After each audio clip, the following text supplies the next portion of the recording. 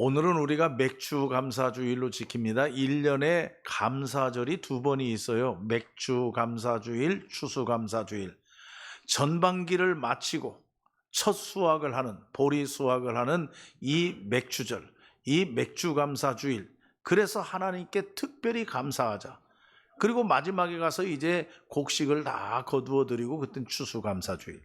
사실 따지고 보면은 1년 12달 365일 52주 모두가 다 감사합니다. 왜냐? 하나님께서 주셨으니까. 하나님께서 주시지 않은 게 없다 하는 얘기입니다. 그렇기 때문에 우리는 365일 하나님께 감사하고, 또 특별히 우리 교회는 매월 첫 주일날 하나님께 감사하는, 한 달 동안 지켜주신 거 감사하고 또 새로운 한 달 동안 지켜주실 걸 감사하면서 하나님께 예물을 드리는 이런 가정들이 얼마나 많은지 몰라요. 참 감사하는 교회입니다. 오늘 맥주 감사주일을 맞이했는데, 저는 오늘 맥주 감사주일을 맞이하면서 이 골로새서의 말씀, 여러분, 이 골로새 교회는 바울이 개척한 교회가 아닙니다. 바울은 목회하지 않았어요.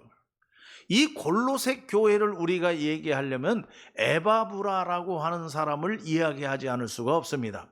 이 에바브라라고 하는 1장 7절, 골로새서 1장 7절에 보면 에바브라라고 하는 사람이 있는데, 이 사람이 개척하고 이 사람이 목회한 거예요. 그런데 이 에바브라는 어떤 사람이냐? 1장 7절 말씀에 보면 바울의 동역자요, 그리고 1장 7절 말씀에 그리스도의 신실한 일꾼이요, 또 골로새서 4장 12절 말씀에 보면 그리스도 예수의 종. 그러니까 에바브라라고 하는 사람이 골로새 교회를 세우고 골로새 교회에서 목회를 했는데, 그 에바브라는 바울의 동역자요, 신실한 예수님의 일꾼이고, 그리고 예수님의 종이다. 거기에 중요한 게 또 하나 있습니다. 빌레몬서 1장 23절 말씀에 보면은 바울이 나와 함께 갇힌 자다 그랬어요.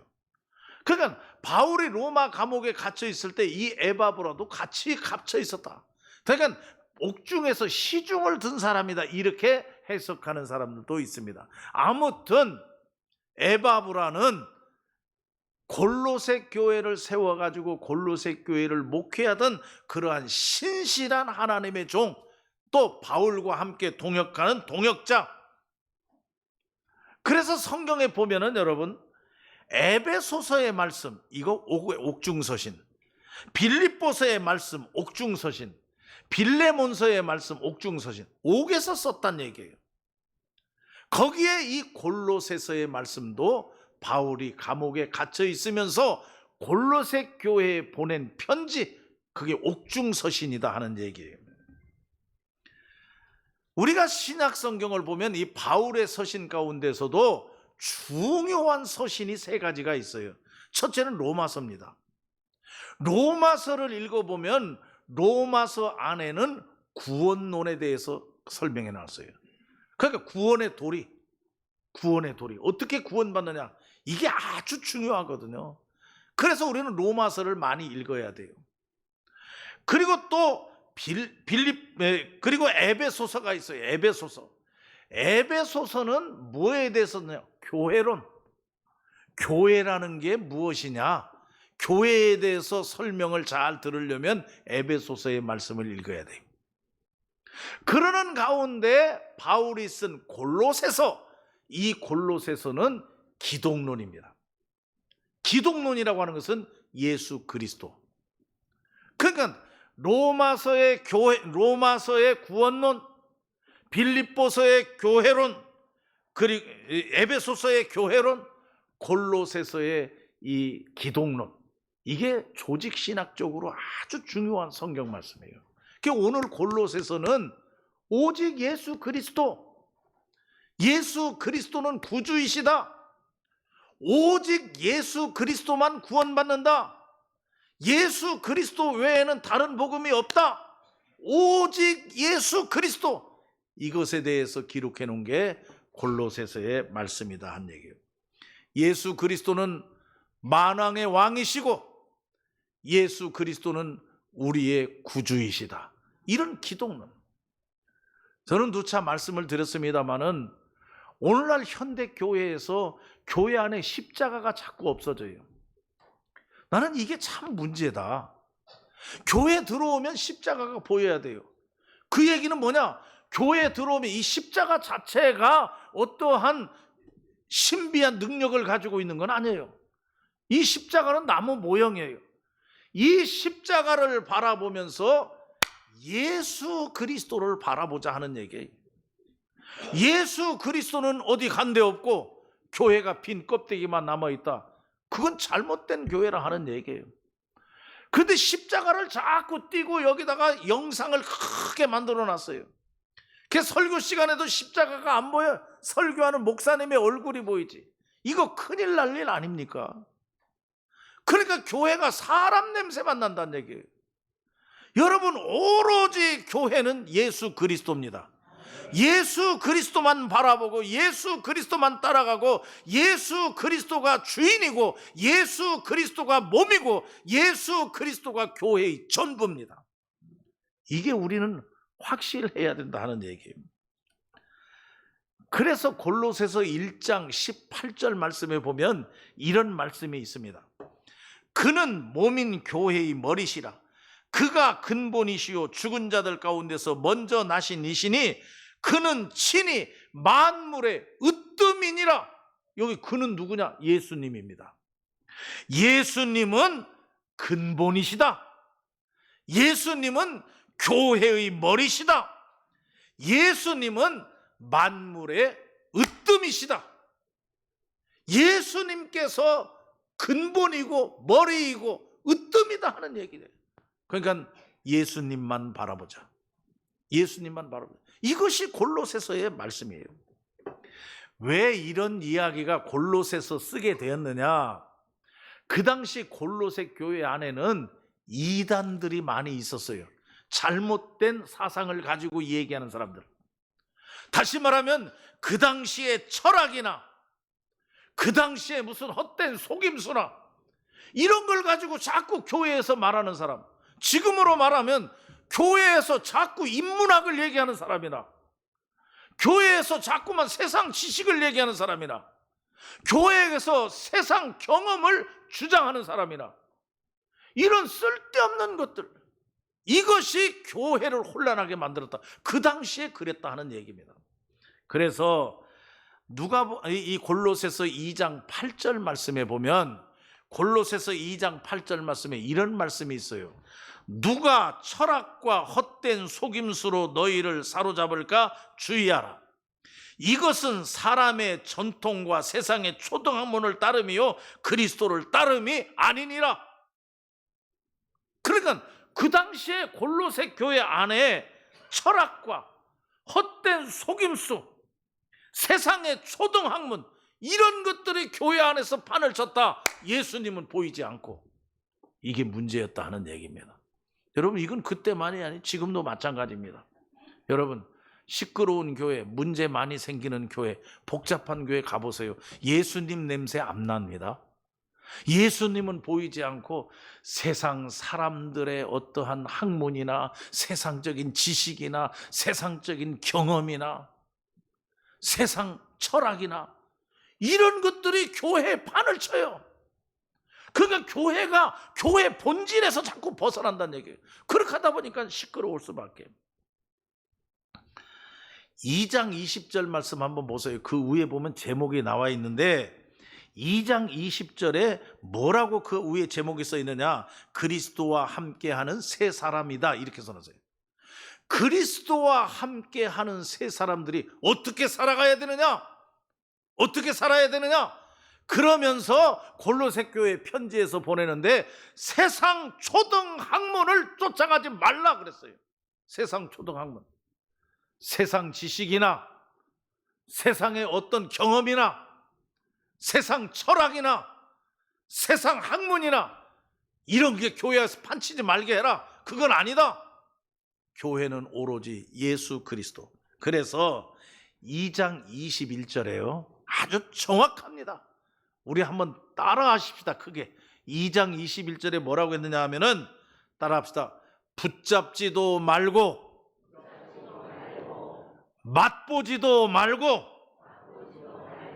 만지지도 말라. 붙잡지도 말고 맛보지도 말고 만지지도 말라. 세상 초등학문, 세상에서 얘기하는 그런 거, 세상 경험, 세상에 무슨 돈 이런 거 붙잡지도 말고 맛보지도 말고 만지지도 말라. 교회 안에서 그게 아니다 하는 얘기예요. 돈이 필요 없는 것도 아니고 또 세상 지식이 필요 없는 것도 아니고 인문학이 필요 없는 것도 아니에요. 다 필요합니다. 근데 여기 골로새 교회에 보낸 편지에 딱 뭐라고 했느냐?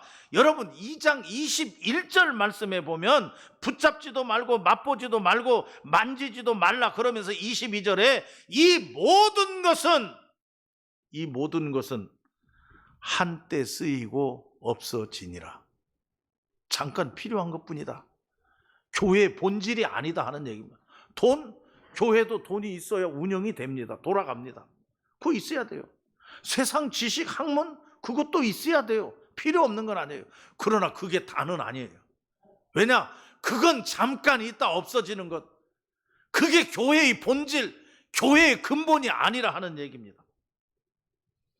그러면서 3장 15절 말씀에 보면 그래서 이제 바울 선생님은 데살로니가 교회에 골로새서 편지를 쓰면서 너희가 위의 것을 찾으라. 위를 바라보라. 위를 바라보라. 여러분 위의 것이 있다고 하면 땅의 것도 있습니다. 여기 3장 말씀에 보면은 땅의 것이 무엇이냐 위의 것이 무엇이냐 잘 구분해 놨습니다. 너희는 하나님의 택하신 거룩한 자다. 12절 말씀에 그렇게 놨죠. 너희는 하나님이 택하신 거룩한 자다. 그러므로 땅의 것 바라보지 말고 위의 것을 바라보며 살라. 이 말씀이었어요. 이게 지난 금요일 날 구역예배 본문이에요. 또 구역예배.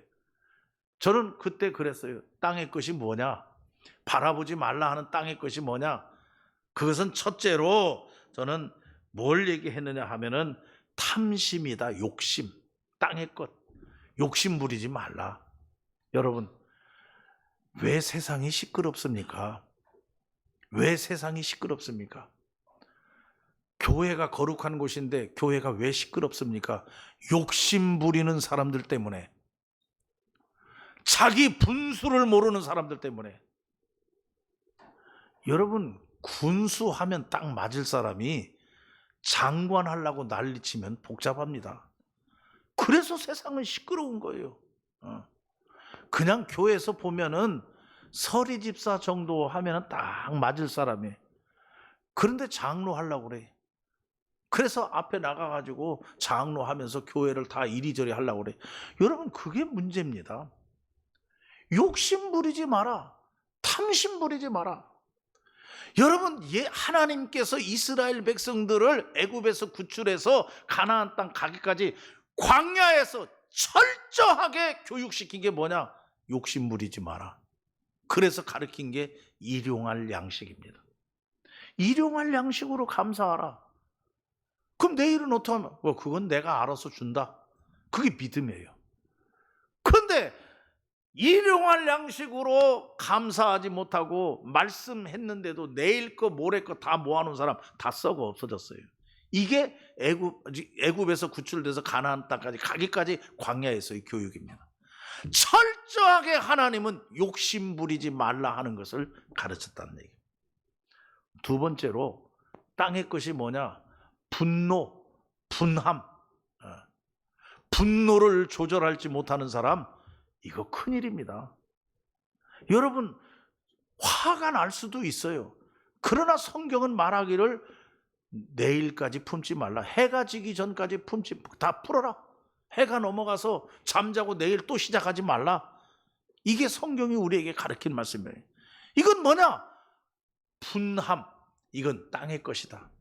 그러니까 쓸데없이 자꾸 화내고 별것도 아닌 것 같고 막 분노를 일으키고 화내고 이거 하지 말라. 땅의 것이다.